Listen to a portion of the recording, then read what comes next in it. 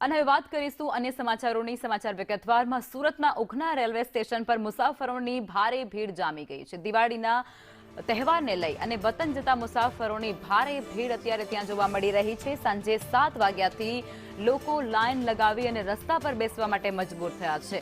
Railway સ્ટેશનથી road ઉપર 3 કિલોમીટરની લાંબી કતાર ત્યાં જોવા મળે છે। 1500થી વધુ મુસાફરો કતારમાં ઊભા નજરે પડે છે।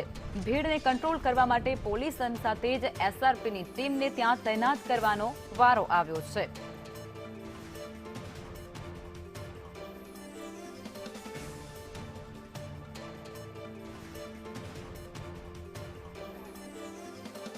ઉધના રેલવે સ્ટેશન ઉપર દિવાળી પહેલાનો આ અંતિમ રવિવાર છે ત્યારે રેલવે સ્ટેશન પ્લેટફોર્મ નંબર 6 ઉપર પરપ્રાંતિ ભાઈઓની લાગી છે લાઈન। તમે આ બાજુ જો કે આ બાજુ આખી બાજુ પાછળની બાજુએ કુલ 3 કિલોમીટરની જે છે તે લાઈન જોવાઈ રહી છે। વાત કરવામાં આવે તો ત્યારે આશરે 15,000થી વધુ જેટલા મુસાફરો અહીં ગતરોજ સાંજેથી જ અહીં લાઈન લગાવીને બેઠા હતા અને કુલ 3 જેટલી લેન બનાવવામાં આવી છે। આ 3 જેટલી લેનો છે જે 3 કિલોમીટર જેટલી લાંબી છે અને પેલી બાજુની પણ એક જે છે લાઈનો છે તે પણ 3 કિલોમીટર જેટલી લાંબી છે। રેલવે સ્ટેશન ઉપર રોડ ઉપર 3 કિલોમીટર જે લાઈન લાગી હતા ભીડને કંટ્રોલ કરવા માટે લિંબાયત ઉધના ગોડાદરા પોલીસનો કાફલો અહીં તૈનાત કરવામાં આવ્યો છે જેથી ભીડ કંટ્રોલની બહાર ન જાય। તે ઉપરાંત એક એસઆરપીની ટીમને પણ તૈનાત કરવામાં આવે છે।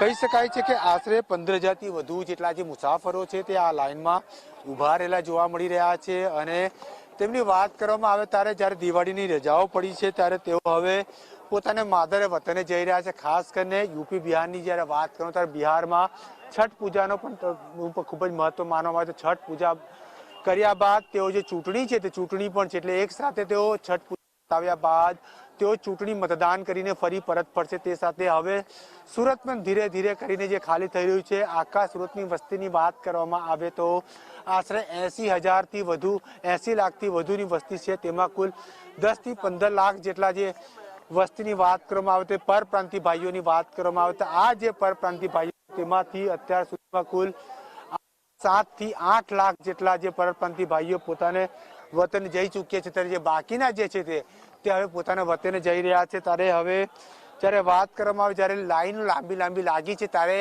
તે લાઈનને કંટ્રોલ કરવા માટે પણ સ્થાનિક પોલીસ સહિત કુલ 3 જેટલી પોલીસ સ્ટેશનનો કાફલો તે ઉપરાંત એક એસઆરપીની ટીમ અહીં તૈનાત કરવામાં આવી છે। ત્યારે મહત્વની બાબત એ પણ કહી શકાય કુલ 4 જેટલી રેગ્યુલર ટ્રેનો સિવાય કુલ 5 જેટલી અન્ય સ્પેશિયલ જનરલ ટ્રેનો ચાલુ કરવા છતાં ભીડ નિયંત્રણ બહાર જોવાઈ રહી છે। કેમેરામેન અજીત પટેલ સાથે ચંદ્ર પાંડે, સંદેશ ન્યૂઝ, સુરત।